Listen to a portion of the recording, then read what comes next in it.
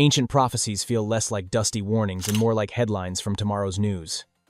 Nostradamus wrote cryptic four-line poems 500 years ago. Today, they're aligning with current events in ways that make your skin crawl. Swarms rising, skies burning, powers colliding.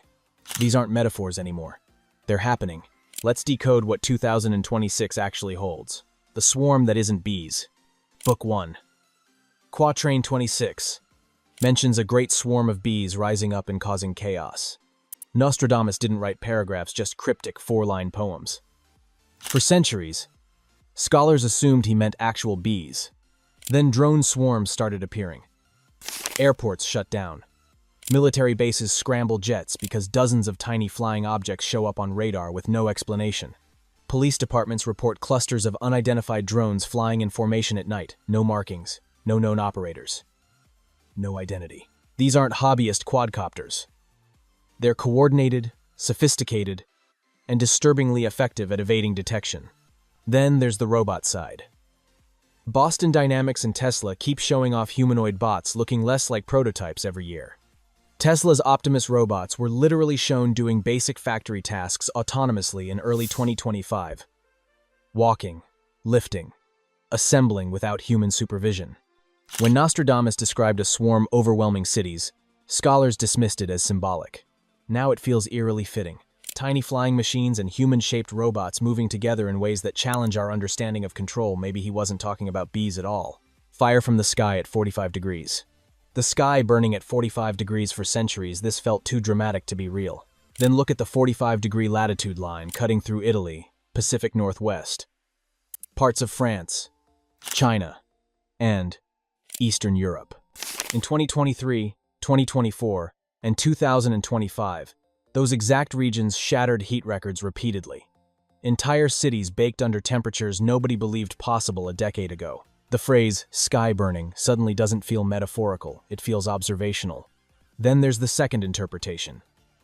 Solar storms. NASA confirmed the sun entered a high-intensity activity cycle in 2025, increasing chances of powerful solar flares. The kind that can silence satellites, blind GPS, fry electrical grids, the kind that can turn the sky red with charged particles. Imagine a world already burning under heat, now facing a solar blast wiping out communications. The modern sky, literally burning. Some believe Nostradamus saw this not in detail but in symbols. Heat, fire, a sky glowing for the wrong reasons. Heat domes are real, solar storms are real. And the 45-degree line keeps breaking records exactly as the prophecy described. Two giants drifting toward collision. Nostradamus describes two major powers drifting toward a massive clash, with nations pulled into chaos whether they want it or not. Nobody has to reach far to connect this to today. US-China tensions haven't slowed. Russia's situation remains volatile. India's rise changed Asia's power balance. Smaller countries keep getting caught in the middle, especially around the South China Sea where territorial disputes simmer beneath the surface. NATO openly stated 2026 to 2032 is the period they're most worried about regarding potential global conflict. Add rising military spending, constant cyber attacks, and experimental drones flying for unknown reasons, the world feels increasingly unstable. This prophecy aligns with actual military reports warning about escalating tensions during this exact time frame.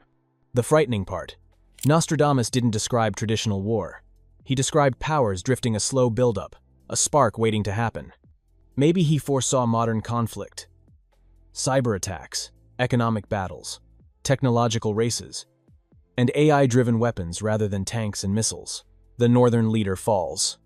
A powerful northern figure losing influence for years, this got tied to different rulers. But recently it keeps circling back to Russia, not through conspiracy, but through observable patterns. Russia's internal fractures have grown more visible despite enormous efforts to hide them. Military losses, economic pressures, shifting alliances. Intelligence analysts, not bloggers, actual researchers, say Russia could hit a breaking point depending on how situations evolve. Nostradamus describing a fall doesn't necessarily mean death. It could be a change in power, a shift in leadership, or a fracture in national unity. The timeline aligns with political scientists' predictions that the next 2 years will be extremely unpredictable for Russia. Sometimes power doesn't fall loudly. Sometimes it fades quietly, replaced by something new before anyone notices the transition. The Northern Leader prophecy feels disturbingly relevant given current geopolitical instability in that exact region. The Great Famine through Pestiferous Wave. A very great famine through pestiferous wave. For the longest time, people dismissed this because global food production kept increasing, but that confidence dropped fast. Droughts in the US, crop losses in Europe, flooding in Asia, rising fertilizer costs, weather patterns have become unpredictably destructive. The World Food Program warned 2025 and 2026 could be extremely tough for food access in certain regions. Conflicts in Ukraine and the Middle East disrupted grain shipments. Even countries that don't normally worry about shortages are feeling pressure. Prices spiked worldwide between 2022 and 2024, and many haven't dropped back down. Multiple harvest seasons getting hit back-to-back could easily create shortages and price spikes simultaneously. Then there's the pestiferous wave. Interpretation: some think it means crop diseases, plant viruses, or livestock pandemics spreading through agricultural systems. Others believe it refers to economic waves. Inflation, shortages, transportation breakdowns, cascading through supply chains. The prophecy suddenly doesn't sound exaggerated when you're watching food prices climb and harvests fail across multiple continents simultaneously. The seas go bad. Nostradamus mentions the sea turning bad, fish dying, and sickness spreading along the coast. For hundreds of years, people assumed this was metaphor. But this is exactly what's happening in certain parts of the world right now. Toxic algae blooms have been killing fish in Florida, the Gulf of Mexico, and the Mediterranean at unprecedented scales. Japan's water release from Fukushima created huge debates about ocean health. Some South American coastal regions have seen tons of fish dying off. Rising ocean temperatures, literally the highest ever recorded, have scientists genuinely worried about underwater ecosystems collapsing. Multiple research groups say the next 2 to 3 years will basically decide if parts of the ocean bounce back or keep getting worse. It's not overnight. But the idea of coastlines struggling with contamination, dead zones, and declining fish populations, that's already happening. The prophecy described it perfectly. Seas going bad, marine life dying, coastal communities suffering, all materializing exactly as written. From the depths, a ruler rises. From the depths, a ruler will rise, empires will fall, and new waves will reign. The aquatic empire from the realm of the ocean. This one's bizarre because Nostradamus explicitly talks about something rising from the ocean, an aquatic empire with actual waves. One interpretation: strange things are literally coming out of the water. UAPs, unidentified aerial phenomena emerging or entering the ocean. The 2019 USS Omaha sighting is famous. Navy personnel recorded a spherical object coming out of the water near San Diego, hovering, then disappearing. Incidents like this are rare but becoming more common. Objects behaving in ways no known machine can silent, fast, unaffected by water resistance. Is Nostradamus talking about them? Or could rising from the sea refer to technological empires, undersea cables, oceanic military bases, deep-sea mining operations gaining global power? Or maybe it's simply humanity discovering something new within the world's last unexplored frontier, the oceans themselves. This prophecy is one of the most open to interpretation, but the imagery of something powerful emerging from water feels unnervingly relevant. The earth shakes. Nostradamus wrote about earthquakes extensively, and seismologists are sounding alarms now.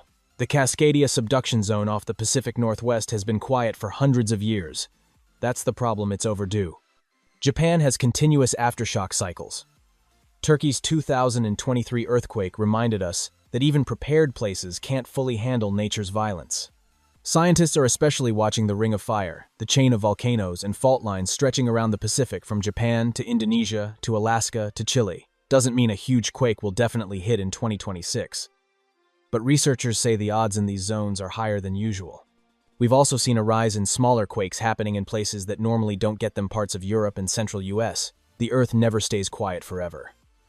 And now, as global temperatures rise and ice melts, weight redistribution could even influence tectonic activity. An ancient prophecy meets modern science, and they whisper the same warning: the great heat. Unbearable heat and people fleeing areas that used to be safe and livable. This sounds like Nostradamus accidentally predicted climate change without knowing what climate was. Last few summers were the hottest on record. Greece, Canada, Spain, Algeria all saw brutal fires. Phoenix hit temperatures that used to be unheard of. Climate scientists said 2025 and 2026 could be transitional years.